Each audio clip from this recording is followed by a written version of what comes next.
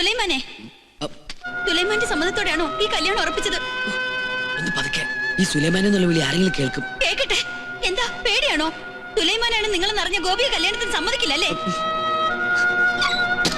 എന്താ ഇപ്പോ?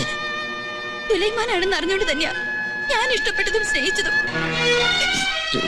എനിക്കറിയാം സുലൈമാനും എന്നെ ഇഷ്ടമായിരുന്നു. ഇവിടെ പൂജാരിയായി കഴിഞ്ഞതും എന്നെ കാണാൻ വേണ്ടിയായിരുന്നില്ലേ? ഇപ്പൊ ഈ സ്വത്തും കൊട്ടാരം തമ്പുരാട്ടിയൊക്കെ കണ്ടപ്പോ അതിന്റെയൊക്കെ മുന്നില് ഈ കാര്യസ്ഥന്റെ മോൾക്ക് എന്ത് സ്ഥാനമല്ലേ? നീ എന്തായി പറയണേ? ഒന്നോർത്തോ, എന്നെ നോവിച്ച് ഇവിടുത്തെ തമ്പുരാട്ടി പെണ്ണെ കെട്ടി ഈ കൊട്ടാരത്തെ സുഖമായി വാഴാന്ന് വിചാരിക്കണ്ട. മകരം 24-ാം തീയതി വ്യാഴാഴ്ച പകൽ 10:32 ശേഷം മീനൻ രാശി വിവാഹത്തിന് ശുഭം. ആയിക്കോട്ടെ, സമയം ധാരാളമുണ്ട്.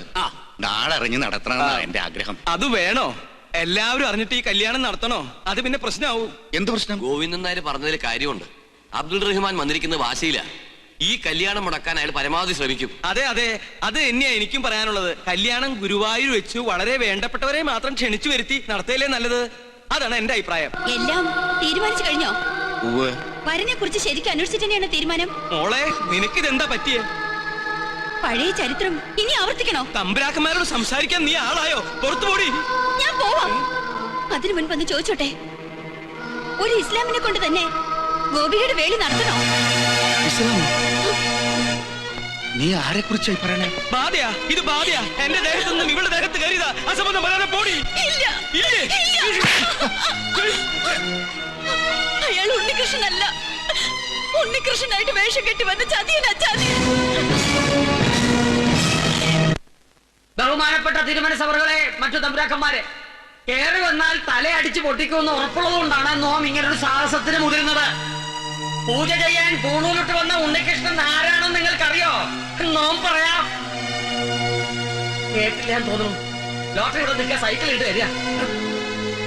ഈ ഉദയപുരം പാലസ് അസ്തമയപുരം പാലസ് ആക്കാൻ വന്ന കള്ള പൂജാരിയാണവൻ. എന്ന് തിരുമനസേ, നമ്മളോട് അടുക്കരുത്. സൈക്കിൾ എടുപ്പിച്ച് കൊല്ലും. ഈ നമ്പൂരി സുലൈമാനാണ്, ഒരു ഇസ്ലാമാണെന്ന് നോം തെളിയിക്കാം.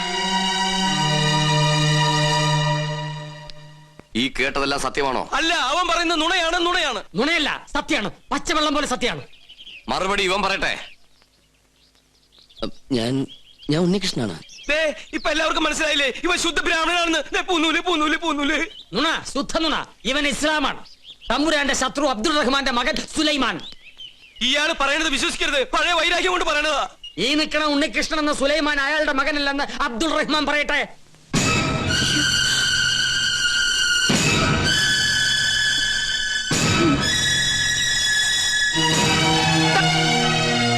അല്ലേ? ആ നിൽക്കണ അബ്ദുൾ റഹ്മാൻ നിന്റെ ബാപ്പയല്ലേ? പറയും, നിന്റെ തന്ത ആരാണ്?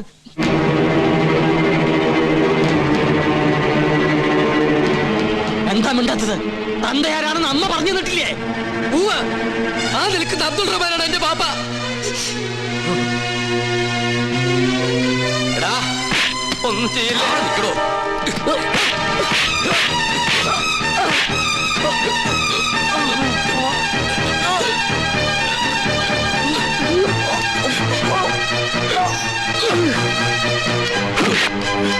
തൊട്ടുപോകരുത്.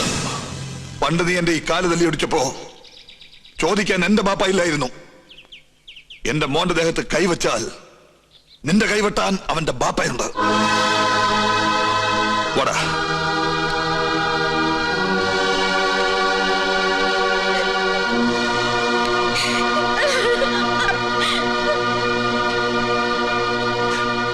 ഇപ്പൊ നിനക്ക് തൃപ്തിയായില്ലേ? എല്ലാം അറിഞ്ഞിട്ടും താൻ ഒരേ രക്തമാണെന്നറിഞ്ഞപ്പോ കൂട്ടുനിന്നുപോയി. എന്നെ എങ്ങനെ വേണമെങ്കിലും ശിക്ഷിക്കാം.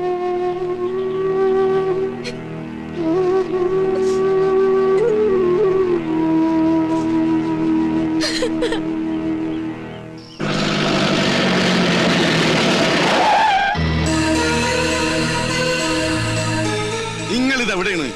എത്ര നേരം കാത്തിരിക്കണ്? നമ്മുടെ രക്തം തിളക്കാണ്. ആരാണ്ടാ നമ്മുടെ സുലൈമാന്റെ മറ്റേ കൈ വെച്ചത്? ആ തമ്പുരാക്കന്മാര്. ഓന്റെയൊക്കെ മയ്യത്തെ നമ്മളെടുക്കും.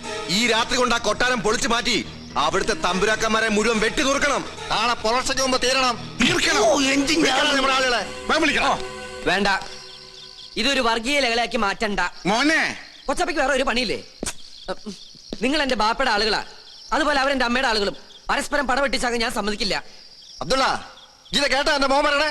ആ, ഇവൻ അവളെ പെരുത്ത് സ്നേഹിച്ചു. ഇനി പിന്മാറില്ല എന്നാ. ഇതിനു വേണ്ടി നമ്മൾ ഇനി ചത്തുവന്നിട്ട് കാര്യമുണ്ടോ? പറയും. പിന്നെ അവരുടെ മുന്നില് അരക്കൽ തറവാട്ടുകാർ ഓച്ചാനിച്ച് നിൽക്കണോ?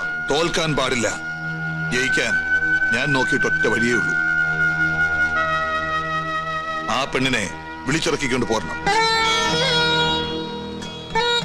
നീ എന്താണ് ഈ പറയണ അബ്ദുള്ള? ആ പെണ്ണ് ഈ വീട്ടിൽ ഇവനോടൊപ്പം കഴിയും. ആ തമ്പുരാക്കന്മാരുടെ കൺമുന്നിൽ തന്നെ. ഇതിൽ കൂടുതൽ എന്ത് പ്രതികാരമാണ് ഞാൻ അവരോട് ചെയ്യാ?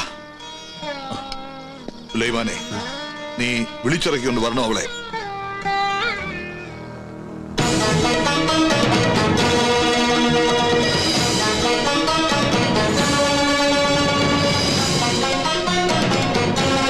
ചെല്ല്.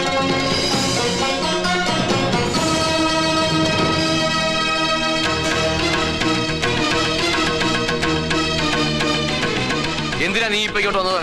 ഗോപികയെ കൊണ്ടുപോവാൻ. ഹാ? മാർത്താണ്ഡ, കൊല്ലടാ ഇവനെ. വേണ്ട. നീ വിളിച്ചാൽ എന്റെ പേരക്കുട്ടി ഇറങ്ങി വരുമെങ്കിൽ നിനക്ക് കൊണ്ടുപോകാം. ഗോപികേ,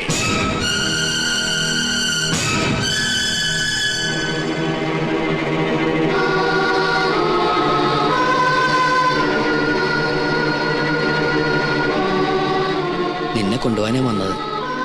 കൊണ്ടുപോകാനോ? മനസ്സിലായില്ല. ഒന്ന് വിളിച്ചാ കൂടെ ഇറങ്ങി പോരുന്ന പെണ്ണുങ്ങളാണ് ഈ കൊട്ടാരത്തിലെ തമ്പുരാട്ടിമാരെന്ന് നിങ്ങൾ ധരിച്ചെങ്കിൽ തെറ്റി. ഗോപികേ,